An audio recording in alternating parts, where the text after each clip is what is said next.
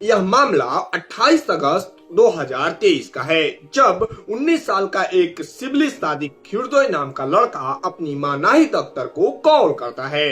उसकी आवाज काफी ज्यादा घबराई हुई होती है। वो अपने मां से कहता है कि उसे कुछ लोगों ने किडनैप कर लिया है और वह लोग उसे बहुत ज्यादा टॉर्चर कर रहे हैं। नाहिद इससे पहले कुछ समझ पाती, अपने बेटे से कुछ पूछ पाती, कॉल बीच में ही कट जाता है। थोड़ी देर बाद फिर से सिबली के नंबर से ही उसकी मां नाहिद को कॉल आता है, लेकिन इस बार कॉल पर उनका बेटा नहीं बल्कि कोई अजनबी होता है और वही अजनबी उसकी मां नाहिद अख्तर की जिंदगी में भूचाल लाने वाला होता है। तो क्या हुआ था सिबली सादिक हृदय के साथ, पूरी कहानी जानकर आपके भी रोंगटे खड़े हो जाएंगे।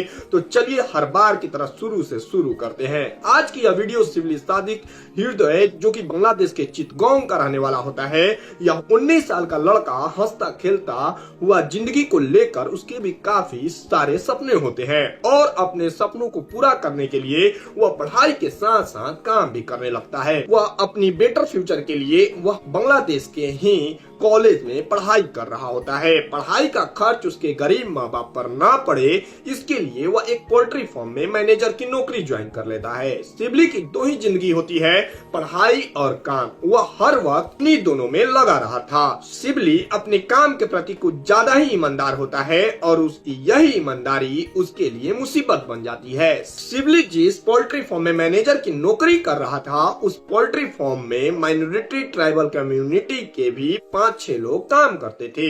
एक जगह ही काम करने की वजह से सिबली और वहाँ काम करने वाले दूसरे लोगों के बीच दोस्ती भी हो चुकी थी। क्योंकि सिबली पोल्ट्री फार्म का मैनेजर था, वहाँ के वर्कर्स की उससे दोस्ती हो जाती है। उस दोस्ती का नाजायज फायदा उठाकर वह लोग अपने काम में कोताही बरतने लगते हैं, लेकिन सिबली को यह हरगिज पसंद नहीं होता। काम करने को लेकर सिबली उन सबको टोकने लगता है। वहाँ सिबली की उम्र सिर्फ 19 वर्ष की ही होती है, जबकि ज्यादातर वर्कर्स 24 से 25 साल के होते हैं। इसीलिए अपने से छोटे मैनेजर से कमांड लेना उन लोगों को पसंद नहीं होता। बस यहीं से विवाद की शुरुआत होने लगी। धीरे धीरे बात आगे बढ़ती गई और विवाद आगे बढ़कर लड़ाई में बदल जाता है। सिबली और बाकी वर्कर्स के बीच लड़ाई हो जाती है और यह बात पोल्ट्री फार्म के ओनर तक भी पहुंच जाती है। ओनर ने समझाकर मामला को शांत तो कराया और फिर सभी नॉर्मल वे में काम में लग जाते हैं। सिबली भी पिछली बातों को भूलकर अपने काम में मग्न रहने लगता है, लेकिन सिबली का विवाद जिन लोगों के साथ हुआ था वह लोग इसे भूले नहीं होते।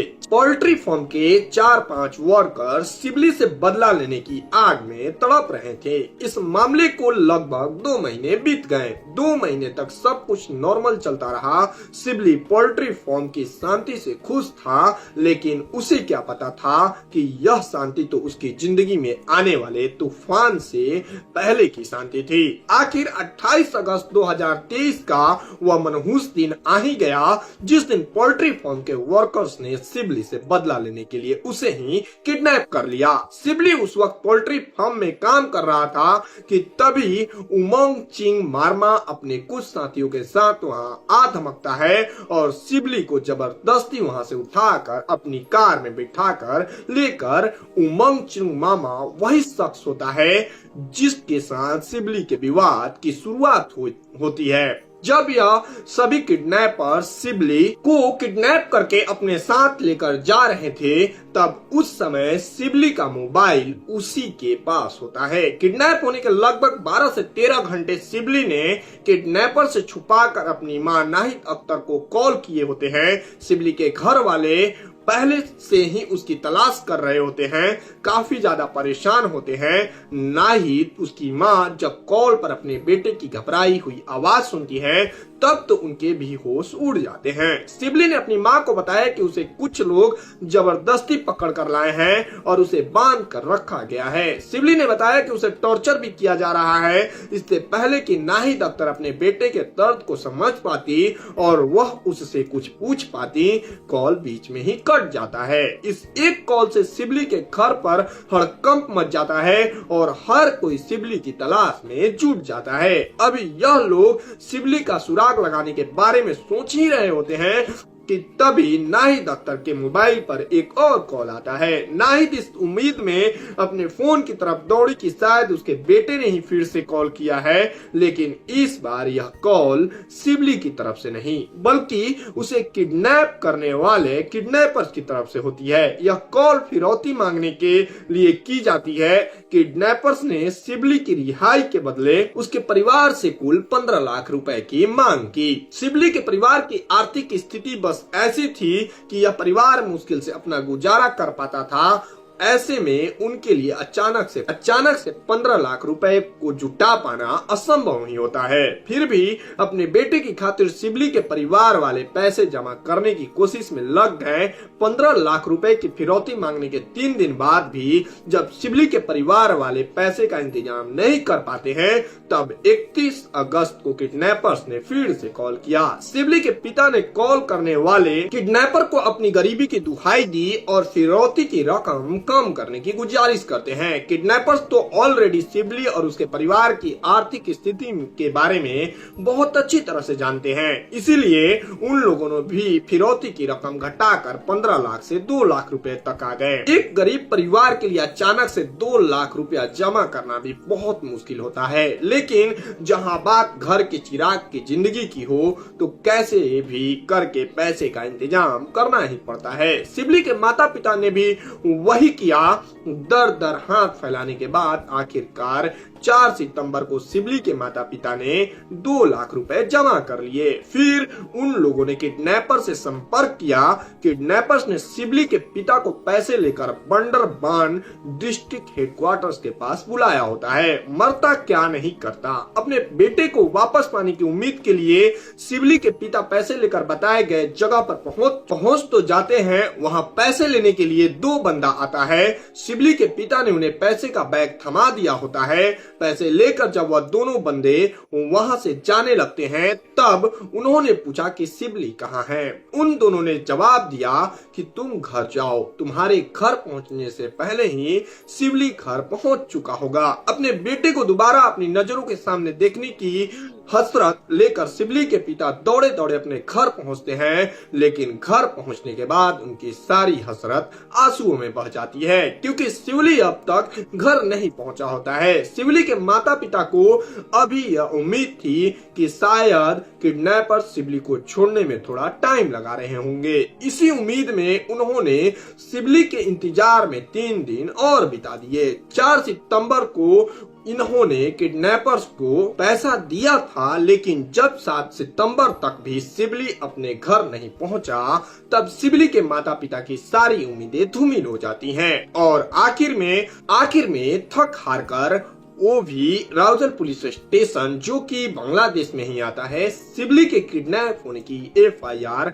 वहां जाकर दर्ज कराते हैं। शिबली के किडनैप होने के 11 दिन बाद यह मामला पुलिस के पास पहुंचता है। शिबली के माता पिता ने रिपोर्ट दर्ज करवाने में इतना वक्त इसलिए लगाया क्योंकि किडनैपर्स ने इन्हें धमकी दी होती है कि अगर पुलिस को खबर की तो उन्हें अपने बेटे से हाथ धोना पड़ेगा। लेकिन 11 दिनों के इंतजार के बाद भी जब उन्हें उनका बेटा नहीं मिलता है, तब जाकर उन्हें पुलिस में रिपोर्ट दर्ज करवानी ही पड़ती है। पोल्ट्री फार्म में 2 महीने पहले हुए झगड़े के अलावा शिबली का कभी किसी से विवाद से कोई नाता ही नहीं होता। इसी आधार पर शिबली की मां ने पोल्ट्री फार्म के 6 लोगों पर अपने बेटे को किडनैप करने का आरोप लगाया। इन 6 लोगों में जितने भी नामजद आरोपी होते हैं, पुलिस उन सभी से बारी बारी से पूछताछ करना शुरू कर देती है। तो इन लोगों ने पुलिस को बरगलाने की काफी कोशिश की होती है, लेकिन पुलिस के सामने उनकी चालबाजी ज्यादा देर तक नहीं चल पाती और पुलिस ने 4 आरोपियों में से 3 आरोपी शिबली को किडनैप करने के आरोप में गिरफ्तार कर लिया। पुलिस ने बाकी 2 आरोपियों की भी तलाश जारी रखी और इधर शिबली का सुराग हासिल करने के लिए गिरफ्तार किए गए तीनों आरोपियों से भी बहुत सख्ती से पुलिस पूछताछ जारी रखती है। पुलिस ने तीनों गिरफ्तार आरोपियों में से उमंग चिंगमारमा के मुख्य आरोपी माना और पुलिस ने इसी से सच्चाई उगलवाई और पुलिस भी सुनकर तीनों गिरफ्तार आरोपियों में से उमंग चिंग मामा को मुख्य आरोपी माना और उसी से सारी सच्चाई उगलवाई। सच्चाई सुनकर आपके भी होश पुख्ता हो जाएंगे। उमंग चिंग वर्मा ने अपने 5 और साथियों के साथ मिलकर शिवली को किडनैप किया था।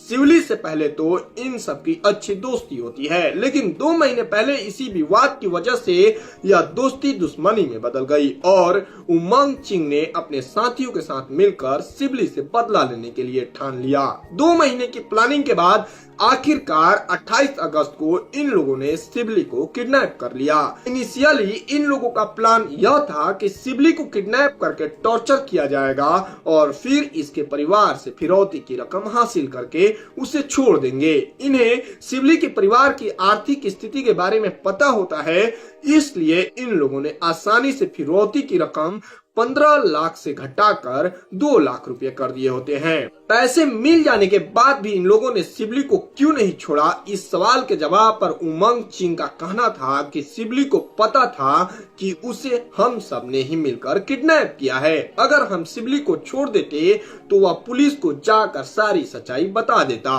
और हम जेल चले जाते। इसीलिए हमने खुद को बचाने के लिए शिवली को ही मार दिया।